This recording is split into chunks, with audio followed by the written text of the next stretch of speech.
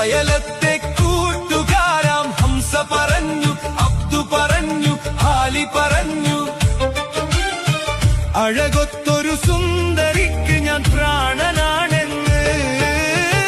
കാണും ഞാൻ അവളൊരു ഭാവം, കണ്ടാലോ പരിചിത ഭാവം.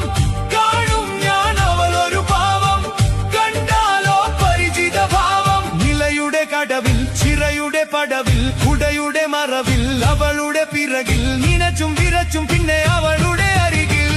ഈ പ്രേമം എന്തൊരലാക്കാണ്.